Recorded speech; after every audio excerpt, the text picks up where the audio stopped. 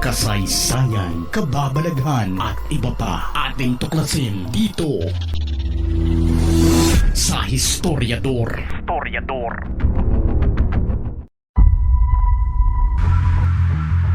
Sa pagretiro bilang Senate President ni Senador Juan Miguel Meg Zubiri ay marami ang umalma sa tanging dahilan kung bakit natalo ito sa botohan ng mga senador kahit na ang akala nito ay marami siyang kakampi sa Senado. May pinakawalan pang matalinhagang statement si Zubiri nang ito'y magretiro. I have never dictated my position on any of you, you know that. I've always supported your independence, which is probably why I face my demise today. I failed to follow instructions from the powers that be. Simple as that. Para sa iba ay may kinalaman daw ang Malacanang sa pagpapatalsik sa kanya dahil sa patuloy nitong pagpayag kay Senador Bato na ipagpatuloy ang hearing patungkol sa PIDEA leak kung saan ay marami ng mga pangalan ang nasasangkot sa patuloy na pagkakalkal nila sa pinaniniwalaang itinagong dokumento. Sumama pa ng husto ang loob ni Meg Zubiri nang kanyang malaman na ang umiiyak na si Senador Bato noong siya ay bumaba sa kanyang pwesto ay isa rin pala sa mga pumirma bilang pabor sa pagpapatalsik sa kanya. Kung kahapon ako po ay heartbroken, then po ako ay dumbfounded. Talaga hindi ko magets, hindi ko talaga maisip, hindi ko talaga mag-grasp yung pangyayaring yun. At least alam niya na dinipensahan ko siya bilang isang chairman ng committee. At dahil dyan, nagkaroon po ng sakripisyo, ako po yung sakripisyo dyan, na nawala po ako sa posisyon. Okay lang po yun. Let's move on. Pero yun nga lang, hindi ko talaga maintindihan. I'm in shock. But sige lang, ganun talaga ang politika, di ba? I mean, there's no permanent friends, only permanent interests. Wala nang nagawa pa si Meg Zubiri kundi tanggapin na lang ang kanyang kapalaran. Maraming salamat po. Mabuhay ang Senado, mabuhay ang Republika ng Pilipinas. Kaagad siyang pinalitan ng kapwa senador na matagal na rin sa politika, naglingkod sa Kongreso ganun din sa Senado. Siya, si Senador Francisco Chis Escudero. Una sa lahat, nais kong pasalamatan si Senate President Zubiri sa kanyang talino, sa kanyang galing, sa kanyang pasensya, sa kanyang kasipagan, sa kanyang hindi may pagkakailang pagmamahal sa bayan at gayon din sa institusyong ito at sa ating mga kababayan.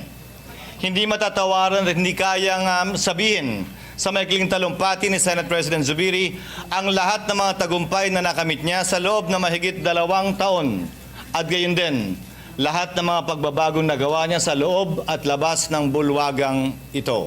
Sa mga hindi pabor kay Escudero na pumalit kay Zubiri ay kaagad nilang nakitaan ito ng butas nang ito'y magsalita sa kanyang press con kung saan ay kanyang ibinigay ang kanyang pananaw sa kaso ni Mayor Alice Lialgo. Bumanat ang ilan na ayaw kay Chis nang sinabi nitong sa mga balikat na ng mga nag-aakusa kay Mayor Go ang pasanin kung paano nila mapapatunayan na ang mayor ng Bamban ay hindi Pilipino.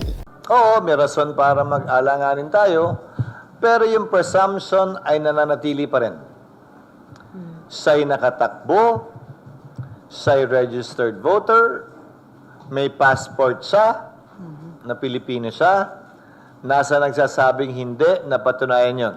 Para klaro, ang pwedeng mag-question ng kanyang citizenship at qualification bilang mayor sa pamamagitan ng co-warranto case ay ang Solicitor General lamang. Walang kapangyarihan ng COMELEC, i-disqualify siya sa puntong ito. Kung isususpindi man siya ng DILG, hindi ko alam kung anong rason, baka sabihin nila, tingin nila hindi siya citizen, so dapat may basihan doon. May basihan din yun. So, patunayan yung hindi. Hindi pwedeng, hindi namin alam kung sino, kaya siguro Amerikano yan. Hindi namin alam kung sino yung nanay, yung tatay, Chinese, o Chinese siguro yan. There's a basic principle in law. He who alleges must prove the same. Yung nag-allege na hindi, dapat patunayan. Kung mapatunayan, hindi dapat tanggalin. Let me say it this way. The burden of proof is on those saying she's not. Ang sinabi ng kasalukuyang Senate President ay batay sa legalidad na sinusunod ng batas. Kaya malamang sa malamang na malilibre si Mayor Alice Go kapag hindi ito mapatunayan ng gobyerno na siya ay hindi Pilipino. Ang kaso nito sa Pogo ay siguradong aabutin pa ng siyam-siyam bago ito mapatunayan na siya nga ay may kaugnayan sa mga sindikato. Madaling gumisa sa Senado pero ang mahirap ay ang makumbinse ang husgado, lalo na kapag may magagaling rin na abogado ang akusado. Papatunayan namin na Pilipino si Mayor Alice Go, meron siyang birth certificate, yung sinabi niya totoo, yung nanay niya ay kasambahay. Tignan niyo yung birth certificate, nakalagay occupation ng kanyang nanay doon, a housekeeper. Meron siyang Filipino passport, wala na siya ibang passport. So now, the burden of proof transfers to the accuser. Napatunayan nila na peke yung mga hawak naming dokumento. Yung kanyang birth certificate, yung kanyang passport, ilang beses na po yun na-renew. Wala ho ibang kinikilalang bansa si Mayor Go, kundi Pilipinas lang. Ayaw nga niya magsalita ng ano dahil kahit anong pilit sa kanya. Dahil ang mother tongue niya ay Tagalog. Sir, bakit hindi raw mahanap yung birth certificate ng parents? Ng nanay in particular? Hindi, yun na yung hindi siya involved dun sa pagkuha ng kanyang birth certificate. Ang nakita niya, yun na yung inabutan niya. At yun ang sinagot niya. Buong tapang sinagot ni Mayor lahat ng tanong ng mga senador. Kita nyo naman lahat na binuhos kay Mayor pero hindi natinag si Mayor. Sabi niya talaga na Pilipino ako at wala akong ibang bansa. Saan niyo ako i-deport? Diba? Pilipinas lang. Ito lang. At hindi niya iiwanan yung Bamban Tarlac. Yun lang po. Maraming salamat. Mayor, you confirm? Iwanan mo Bamban? Sir, yung sinasabing pagsisinungaling po. At ako po ay isang Pilipino. O, yun lang po. At Maraming lalong-lalo salamat. na po hindi po ako spy. Okay, yan. Ulitin mo, Mayor. Ano sinabi mo? Ako po ay isang Filipino at hindi po ako spy. Thank you. Kahit si Bato ay alam rin na posibleng ang hearing niya sa Senado ang isa sa mga dahilan kung bakit natanggal sa pagka-Senate President si Mig Zubiri. Pero maliban pala dyan, ay may iba pang posibleng rason kung bakit raw na-trigger ang pagkasiba kay Mig Zubiri. Ayon kay Senador Bato, isa sa mga dahilan kung hindi man ito ang tanging dahilan ay dahil sa nagalit raw ang mga artistang senador kay Zubiri. Rason para mangyari yun. Trigger, yung mga artista, sumama ang loob nila Ruben Padilla, nila ni Jinggoy, yung mga artista group, at doon na nag-start yung I am not trying to fend off yung mga pagsisisi na sa akin sinisisi.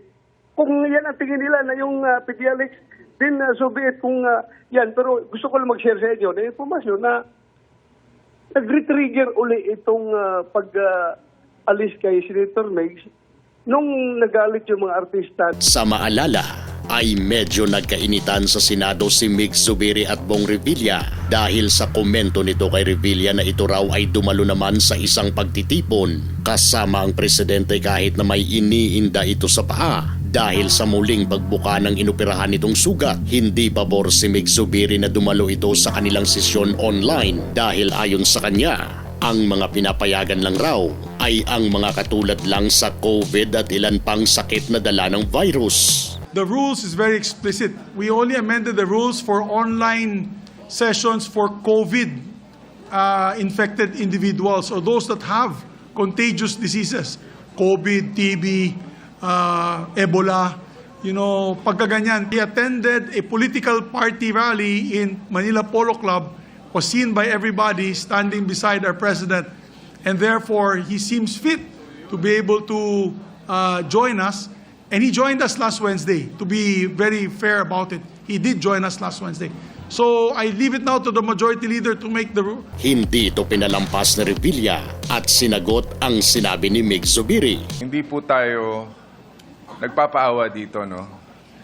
This is just a mere parang consideration. Sino ba namang gustong umabsent dito?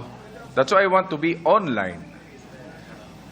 During our last session, I attended. I tried. Pero namagay yung paa eh. Alam na ni majority. So it's okay, Mr. President. Kahit na mabulok yung paa dito, no problem. Para sa bayan. Hugas kamay rin si Senador Jinggoy na hindi raw siya ang isa sa mga dahilan kung bakit nasibak si Mig Zubiri. Ang lumalabas kasi na bali-balita sa labas na ako raw ang nag-instigate, ako raw nag-initiate nitong coup d'etat laban kay Senator Migs. Hindi po totoo yan. I am denying it outright. I had no hand. I never initiated or instigated the ouster of Senate President Zubiri. Ganito pa rin ba ang gamit mong can opener?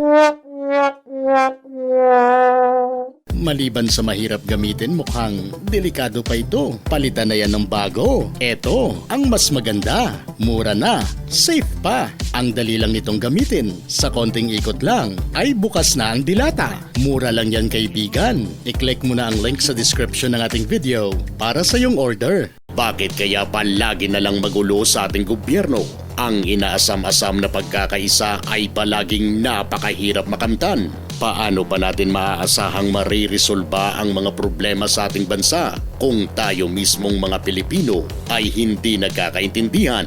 Ang tanong, naniniwala ka ba sa sinabi ni Bato na ang 4 na sikat ang isa sa mga rason kung bakit nasibak si Mig Zubiri?